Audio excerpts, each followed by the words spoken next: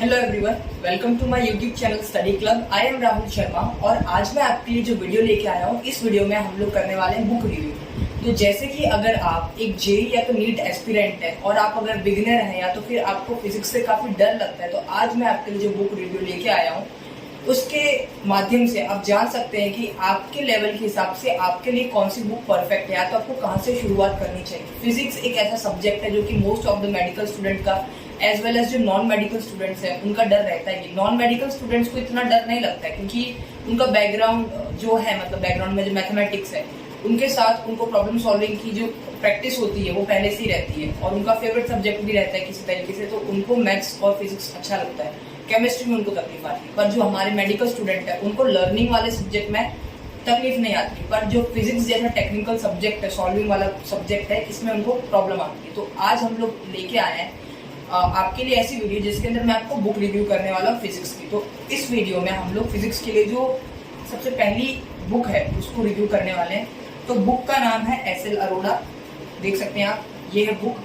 ये book 2 volume में आती है। जैसे कि हमारे पास हमारे नीट और जेई के सिलेबस में क्लास 11 और क्लास 12 होते हैं। ये जो बुक है ये सिंप्लीफाइड न्यू सिंप्लीफाइड फिजिक्स और reference book for class 11 volume 1 और वॉल्यूम 2। तो क्लास 11th और 11th की 2 वॉल्यूम्स और 12th की 2 वॉल्यूम्स, तो इसके टोटल 4 वॉल्यूम्स हैं आपके 11th और 12th को कंबाइन करके। आज की वीडियो में मैं आपको दिखाने वाला हूँ 12th का भी सेम ही है इस तरीके से। 11th की मैं दोनों वॉल्यूम्स का आपको रिव्यू करवाने वाला हूँ। आपको बताऊंगा कि अगर आप बिगिनर हैं तो आपको किस बुक से स्टार्टिंग करनी चाहिए, इस बुक के क्या अच्छे फीचर्स हैं, क्या इसका प्राइस है, सारी चीजें मैं आज आपको बता दूंगा इस बुक के बारे में। तो चलिए शुरू करते हैं। सबसे पहले आप देखिए ये बुक है, ये इसकी थिकनेस है, इतनी भी मोटी नहीं है बुक, इतना भी डरने की जरूरत नहीं है। तो इसका फर्स्ट वॉल्यूम है। फर्स्ट वॉल्यूम के अंदर आपके जैसे कि आपकी एनसीईआरटी के जो स्टार्टिंग के कुछ चैप्टर्स हैं, और चैप्टर 8 ग्रेविटेशन, मतलब कि सेम टू सेम आपकी एनसीईआरटी की तरह इसको रेप्लिकेट किया गया है। जैसे आपकी फिजिक्स एनसीईआरटी के 2 पार्ट्स हैं, वैसे ही इस एस.एल. अरोड़ा के भी 2 पार्ट्स हैं, वॉल्यूम 1 वॉल्यूम 2। वॉल्यूम 1 में आपकी एनसीईआरटी पार्ट 1 के जितने भी चैप्टर्स हैं उनका डिटेल सोल्यूशन और उनके कॉन्सेप्ट एग्जाम्पल सब कुछ दिया गया है। सेम अगर बात करें तो वॉल्यूम 2 की, वॉल्यूम 2 थोड़ा पतला सा है, यहाँ पे आप देख सकते हैं। ये वॉल्यूम 2 मेरे पास थोड़ा पुराना एडिशन है, पर कॉन्सेप्ट अंदर के और सारे अंदर का कंटेंट है वो सब तो सेम ही रहेगा, खाली बाहर का जो कवर है वो अपडेट होता रहता है। तो देखिए अब इस बुक की जो हम लोग प्राइस है उसके बारे में बात करते हैं। तो जो बुक का प्राइस है एक वॉल्यूम का वो 750 है इस वाली का, और इस दूसरी वाली वॉल्यूम का जो प्राइस है वो है 750। मतलब दोनों बुक 1500 की हैं। आपको 1000-1200 तक की दोनों बुक जो है वो मिल जाएंगी 11th के लिए, ठीक है। तो 1000 रुपीज में के आसपास आपको अमेजोन से, फ्लिपकार्ट पर अगर आप सर्च करोगे तो आप सेकंड हैंड लोगे तो आपको ज्यादा फायदेमंद रहेगा। मैंने भी बुक सेकंड हैंड ही परचेज की थी और फिर मैंने इससे पढ़ाई की थी। अब चलिए इसके अच्छे फीचर्स के बारे में बात करते हैं। सबसे अच्छा फीचर इसमें ये है कि इसके अंदर सबसे पहले आप वॉल्यूम 1 खोलोगे तो आपको देखने को मिलेगा बेसिक कॉन्सेप्ट का एक अलग ही चैप्टर दे दिया है। जैसे कि हमारे फिजिक्स में यूज होता है मैथमेटिक्स, बहुत ही ज्यादा मैथमेटिक्स का यूज होता है फिजिक्स के अंदर। तो फिजिक्स आपको अगर मैथमेटिक्स नहीं आता है तो आपको मैथमेटिक्स के जो बेसिक फंडाज है अगर आपके वो क्लियर नहीं है तो आपको फिजिक्स में काफी तकलीफ आने वाली है, क्योंकि ये कुछ समय की बात नहीं है। आपको 11-12 आगे मेडिकल कॉलेज में तो आपको तकलीफ नहीं आएगी, पर आपको 11-12 के लिए तो आपको फिजिक्स करना ही है, और उसमें भी काफी न्यूमेरिकल्स जैसे हम देख रहे हैं हमारे नीट और जेईई एग्जाम्स में आते हैं। तो उसके हिसाब से आपको अपने मैथ्स को भी स्ट्रॉन्ग करना पड़ेगा। तो मैथ्स के जो बेसिक कॉन्सेप्ट जो फिजिक्स में यूज होने वाले हैं वो इस बुक के अंदर एकदम परफेक्टली दे दिए हैं। तो सबसे पहला जो चैप्टर है इसके अंदर वो है आपका मैथमेटिकल टूल्स। देखिए ये रहा मैथमेटिकल टूल्स। इसके अंदर कौन कौन से कॉन्सेप्ट दिए मैथमेटिक्स के। सबसे पहले एल्जेब्रा के अंदर जितने भी इंपॉर्टेंट कॉन्सेप्ट, फॉर्मूला, आइडेंटिटीज, जो भी चीजें यूज होने वाली है उनको एकदम अच्छे से एक्सप्लेन किया है विद एग्जांपल्स। फिर दिया हमको मेंसुरेशन के अंदर जितने फॉर्मूलाज हैं, एग्जांपल्स हैं, सब कुछ दे दिया है। Trigonometry, logarithm, differential and integral calculus, मतलब डिफरेंशिएशन, इंटीग्रेशन, सारे बेसिक कॉन्सेप्ट्स आपको एकदम अच्छे से दे दिए स्टार्टिंग में ही। तो स्टार्टिंग का अगर आप स्टार्टर हो या तो आप बिगिनर हो सिंपली, तो स्टार्टिंग का 1 वीक आप क्या कीजिए, 1 वीक आप बैठ जाइए और ये मैथ्स के जितने भी 6 कॉन्सेप्ट है फिजिक्स के लिए, रोज 1-1 घंटा है तो 1.5 घंटा निकाल लीजिए, या तो 1 आवर निकाल लीजिए और आधा घंटा प्रैक्टिस के लिए निकाल लीजिए। 1 घंटे आप कॉन्सेप्ट पढ़िए, रिवाइज कीजिए, फॉर्मूला याद कीजिए और आधे घंटे उनकी प्रैक्टिस कीजिए। अगर आपको ज्यादा प्रैक्टिस पे फोकस करना है तो आधे घंटे कॉन्सेप्ट पे दीजिए, 1 घंटा प्रैक्टिस पे दीजिए। तो फर्स्ट वीक में आप ये जो मैथमेटिक्स है का जो टूल्स भी आपको दिए बेसिक मैथमेटिक्स, अगर आप ये कर लेते हैं तो आपका जो फिजिक्स की आगे की जर्नी वो काफ़ी स्मूथ हो जाएगी। मतलब जो न्यूमेरिकल्स आप सॉल्व करोगे तो उसमें आपको काफ़ी हेल्प मिलेगा। अब देखते हैं और क्या क्या इस बुक के फीचर है। देखिए, ये सब देखिए, और इसके पेजेस भी बहुत अच्छे हैं सच बताऊँ तो ये रहे इसके फॉर्मूलाज, डेरिवेशन और सारी चीज़ें बहुत अच्छे से एक्सप्लेन की है। ये मेरी पर्सनल फेवरेट बुक है फिजिक्स के लिए। अगर मुझे फिजिक्स में सबसे ज़्यादा कोई बुक अच्छी लगती है तो उनमें से एक बुक है ये न्यू सिंप्लीफाइड एस.एल. अरोड़ा। इस बुक में, क्योंकि मैं भी एक बहुत ही नॉर्मल एवरेज स्टूडेंट था, मैंने भी अपनी नीट की और जेई की जो जर्नी थी वो स्टार्ट की थी, तो मेरे दिमाग में भी काफ़ी ज़्यादा थॉट्स आ रहे थे, काफ़ी ज़्यादा वीडियोस मैंने चेक किए, पर हर यूट्यूबर, हर टीचर है वो पेड प्रमोशन की हिसाब से वीडियो बना रहा है, या तो अपने पब्लिकेशन को अच्छा बता रहा है, या तो ऐसी बुक्स बता रहा है जो मैंने अगर परचेज की तो मुझे उनमें से कुछ समझ नहीं आ रहा है। फिर मैंने ये बुक एक बार देखी।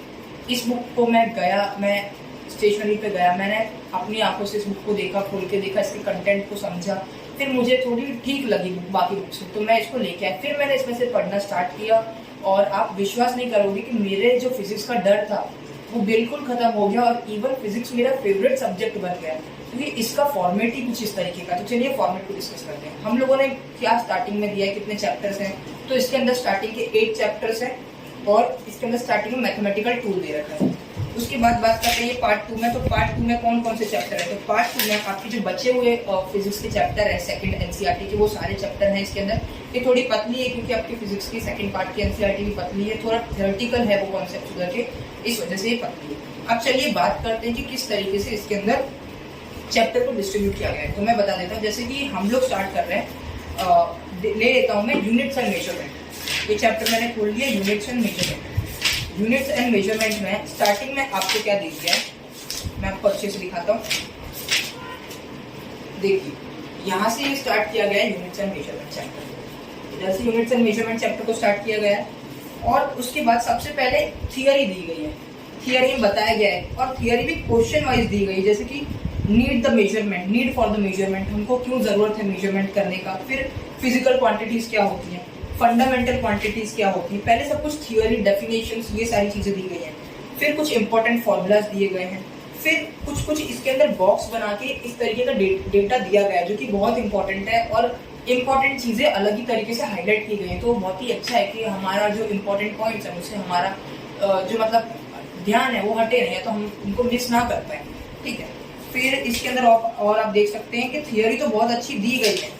थियरी के बाद आपको कुछ सॉल्व्ड एग्जांपल्स दिए गए, और सॉल्व्ड एग्जांपल से पहले जो मुझे सबसे अच्छी चीज लगती है वो ये है कि आपको दिया गया है ये फॉर्मूला का एक ऐसा नोट टाइप का दे दिया गया है। मतलब एग्जांपल सॉल्व करने से पहले ये फॉर्मूला नोट टाइप दे दिया गया है। ये सारे एग्जांपल्स इन फॉर्मूला के बेस्ड यूज होंगे। तो अगर आपने थियरी पढ़ ली, फिर आप क्विकली रिवाइज करना चाहते हैं फॉर्मूला सारे, तो इस वाले शॉर्ट पॉइंट से या तो इस वाले जो नोट दे रखा है यहाँ पे, इससे फॉर्मूला रिवाइज कीजिए, फिर आप क्वेश्चन सॉल्व कीजिए। ठीक है, तो फिर आते हैं हमारे एग्जांपल्स के बाद हमारे आ जाते हैं प्रॉब्लम्स। मतलब कुछ अनसॉल्व्ड प्रॉब्लम्स आपको दी गई है और उनके आंसर भी लिखे गए हैं। तो यहाँ पे हमारी प्रॉब्लम सॉल्व हो गई। फिर हमारा नेक्स्ट कॉन्सेप्ट स्टार्ट होता है, उसके बेसिस पे एग्जांपल, फिर वो नोट टाइप, और फिर अनसॉल्व्ड क्वेश्चंस। ये सारी चीजें होने के बाद लास्ट में देखते हैं लास्ट में क्या। फिर आ जाते हैं एकदम लास्ट में आपको दे रखा है एनसीईआरटी सॉल्यूशन। ठीक है, एनसीईआरटी सॉल्यूशन आपको दे रखा है यहाँ पे।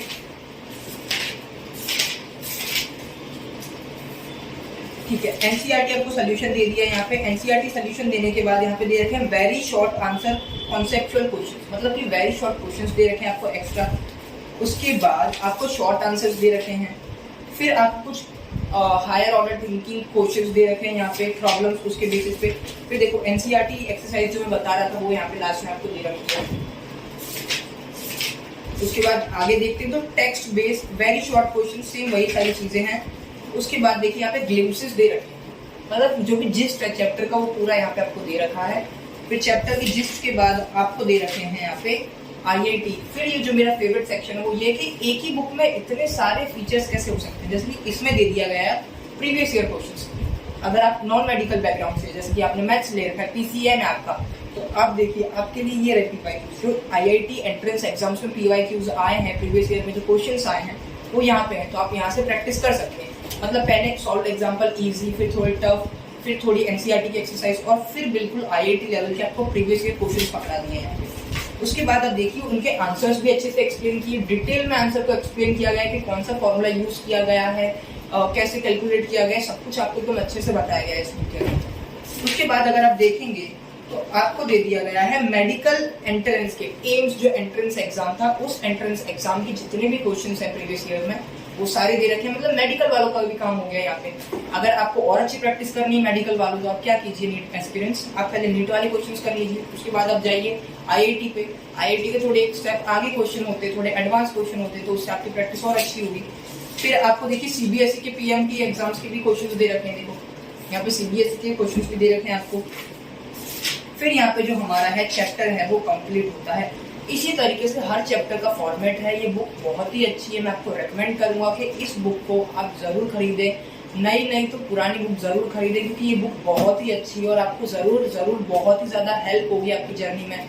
आपकी जर्नी को स्मूथ बनाने के लिए ये बुक आपको बहुत हेल्प करेगी। फिजिक्स का जो डर है उसको बिल्कुल हरा देगी, बिल्कुल हटा देगी, जड़ से खत्म कर देगी। तो यही था आज की वीडियो में। चलिए मिलते हैं अगले वीडियो में। अगले वीडियो में हम लोग डिस्कस करेंगे कोई और बुक का रिव्यू, अगर वो बुक अच्छी है। और फिर इस सीरीज के बाद में, बुक रिव्यू की सीरीज के बाद में लास्ट में मैं आपको बता दूंगा कि आपको कौन सी बुक लेनी चाहिए। या तो आपको हर वीडियो देख के पता चल जाएगा अपने लेवल के हिसाब से कि मैं बिगिनर हूँ, तो बिगिनर के लिए मैं बताऊंगा सबसे अच्छी बुक कोई है तो वो है SL. Arora, the one and only. This book is best for the beginners. तो चलिए यहीं पे खत्म करते हैं वीडियो को। पर खत्म करने से पहले बता दूं, वीडियो को लाइक जरूर कीजिए, सब्सक्राइब कीजिए, अपने फ्रेंड्स के साथ शेयर कीजिए।